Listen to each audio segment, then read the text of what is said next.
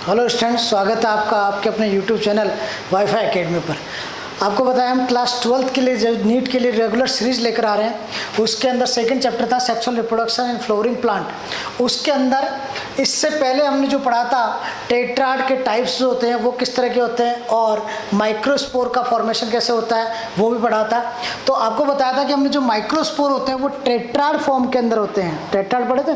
Tetrad का means जो 4 microspore होते हैं वो कैलाज लेयर के कारण क्या होते हैं, एक साथ चारों कंबाइंड फॉर्म के अंदर होते हैं और कैलाज एंजाइम के द्वारा ये कैलाज लेयर डिजोल्व हो जाती है और ये माइक्रोस्पोर क्या होते हैं, अलग अलग हो जाते हैं, डिफरेंट हो जाते हैं। तो माइक्रोस्पोर का फॉर्मेशन वहाँ पर हुआ था कैसे, माइक्रोस्पोरोजेनेसिस से। तो माइक्रोस्पोरोजेनेसिस को हमने बोला था फॉर्मेशन ऑफ माइक्रोस्पोर। तो देखिए स्टूडेंट्स, अब माइक्रोस्पोर की हम क्या पढ़ेंगे, आज स्ट्रक्चर पढ़ेंगे कि उसकी माइक्रोस्पोर या इसको हम बोल सकते हैं पोलन ग्रेन भी, कि पोलन ग्रेन की जो स्ट्रक्चर होती है वो किस तरह की होती है। तो हमेशा याद रखना, जो पोलन ग्रेन की जो स्ट्रक्चर होती है उसके हमेशा 2 लेयर होती है। एक ये आपको जो आउटर लेयर दिखाई दे रही है, this is outer layer, it is called as exine. इसको हम क्या बोलते हैं, एक्साइन बोलते हैं। जो एक्साइन होती है वो थिक होती है, रिजिड होती है और किसकी बनी होती है, स्पोरोपोलिन एंड क्यूटिन की, made up of sporopollenin and cutin. इस कारण से स्पोरोपोलिन की बनी होने के कारण ये हाईली रेसिस्टेंट होती है और हाईली रेसिस्टेंट होती है उसका क्या मीन होता है, हाईली रेसिस्टेंट। हाईली रेसिस्टेंट होने के कारण ये लंबे टाइम तक कभी बायोडिग्रेडेबल नहीं होती, डिग्रेड नहीं होती, डेस्ट्रॉय नहीं होती। इसलिए अर्थ के अंदर ये जो पोलन ग्रेन है वो लॉन्ग टाइम तक पड़े रहते हैं। लॉन्ग टाइम तक रहने के कारण वो कभी डेस्ट्रॉय नहीं होते। किस कारण से, स्पोरोपोलिन की कवरिंग के कारण। अब देखो नॉर्मली क्या होता है, आपने देखा होगा कि जो फॉसिल फ्यूल्स होते हैं वो नॉर्मली किसके होते हैं, इसके पोलन ग्रेन के होते हैं, क्योंकि पोलन ग्रेन जो होती है स्पोरोपोलिन के कारण क्या होती है, नॉन बायोडिग्रेडेबल होती है, हाईली रेसिस्टेंट होती है। तो जो नेचुरल रिसोर्सेज आपको मिलते हैं, कोल, पेट्रोलियम वगैरह, वो किसके मिलते हैं, इसी के मिलते हैं, पोलन ग्रेन के मिलते हैं। किस लिए, किसके कारण, स्पोरोपोलिन की कवरिंग के कारण। अब देखिए सेकंड जो है, इसकी इंटरनल स्ट्रक्चर आपको दिखाई दे रही है, उस इंटरनल स्ट्रक्चर को बोलते हैं हम इंटाइन। और इंटाइन जो होती है वो थिन होती है, सॉफ्ट इलास्टिक नेचर के अंदर होती है और पैक्टिन एंड सेल्यूलोज की बनी होती है। इसको हम पैक्टोसेल्यूलोज भी बोल सकते हैं, पैक्टिन एंड सेल्यूलोज को पैक्टोसेल्यूलोज। और एक्साइन पार्ट के अंदर एक्साइन जो होती है, बाहर वाली कवरिंग होती है, वो कहीं कहीं पर, कुछ जगहों पर, कुछ प्लेसेस के ऊपर या तो एब्सेंट होगी या बहुत ही थिन होगी। तो देखिए ये जो प्लेसेस दिख रहे हैं आपको, बहुत ही जहाँ पर एक्साइन जो है वो बहुत ही ज़्यादा थिन है।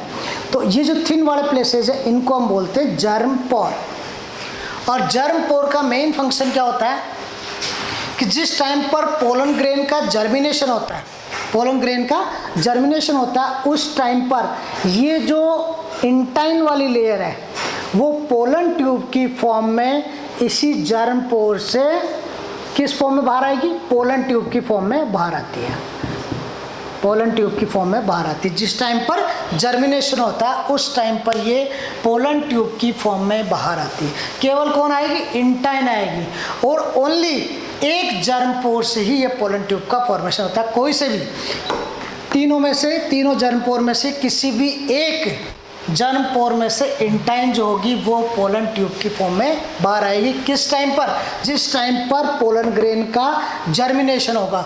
और जर्मिनेशन कहाँ पर होता है, आफ्टर पोलिनेशन, जब ये पोलन ग्रेन स्टिग्मा के ऊपर आकर गिरते हैं। स्टिग्मा हमने बताया था आपको कि जो गाइनोसियम पार्ट होता है उसका ऊपर वाला जो पार्ट होता है ये स्टिग्मा होता है और इसके बाद नीचे वाला स्टाइल, और स्टाइल से नीचे जो जुड़ा हुआ था वो ओवरी। तो यहाँ पर आकर जब ये पोलन ग्रेन गिरते हैं उसके बाद स्टिग्मा के ऊपर जो मॉइस्चर होता है, वाटर जैसा सब्सटेंसेस होता है, उसको ये क्या करता है, एब्जॉर्ब करता है। एब्जॉर्ब करके ये अंदर से अपना वॉल्यूम बढ़ाता है, वॉल्यूम बढ़ाता है तो प्रेशर लगता है और प्रेशर लगने के कारण जो इंटाइन होती है वो पूरी इंटाइन जर्म पोर से पोलन ट्यूब की फॉर्म में बाहर आ जाती है और उसी के अंदर जो न्यूक्लियस डेवलप होकर मेल गेमेट का फॉर्मेशन करते हैं वो भी पोलन ट्यूब के अंदर आ जाते हैं। तो एक्साइन जो होती है वो थिक, रिजिड और किसकी बनी होती है, स्पोरोपोलिन और क्यूटिन की। इंटाइन होती है वो थिन, सॉफ्ट होती है, इलास्टिक होती है और पैक्टोसेलुलोज की बनी हुई होती है।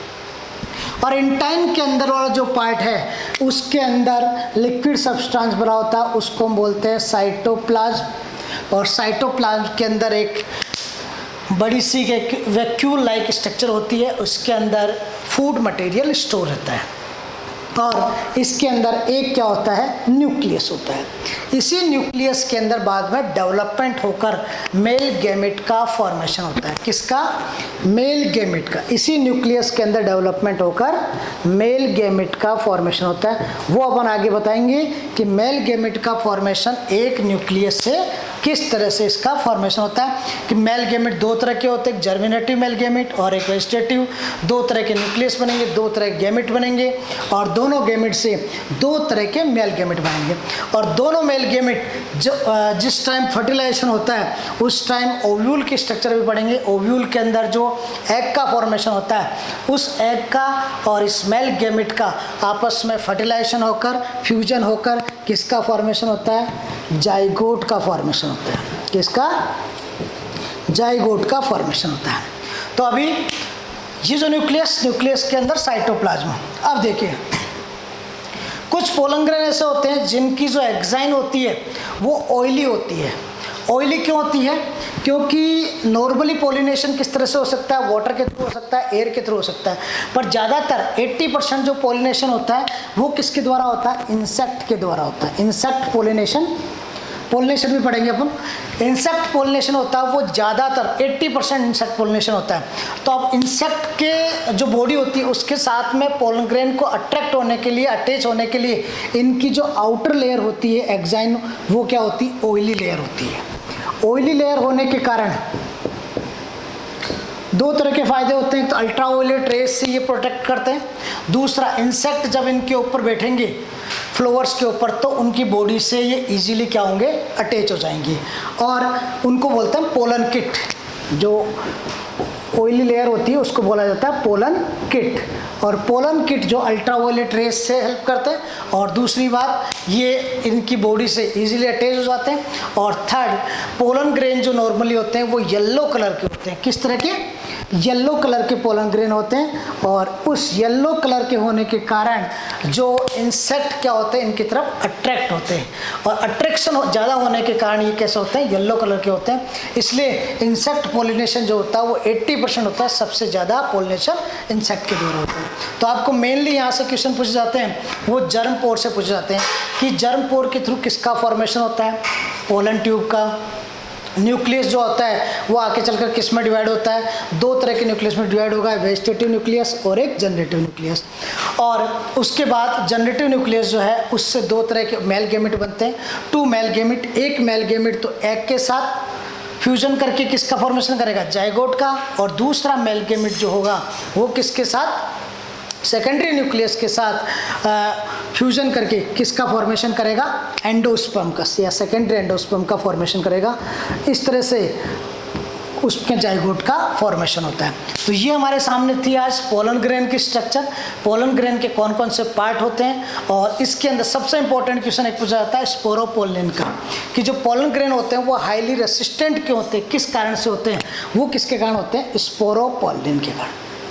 स्पोरोपोलिन के कारण ही ये जो पोलन ग्रेन के फॉसिल्स मिलते हैं और जो नेचुरल रिसोर्सेज होते हैं, ऑयल पेट्रोलियम मान लो या फिर अपन कोल मान लो, इनके जो फॉसिल्स मिलते हैं वो किसके मिलते हैं हमारे को, पोलन ग्रेन के। और पोलन ग्रेन के किसके कारण, स्पोरोपोलिन के कारण।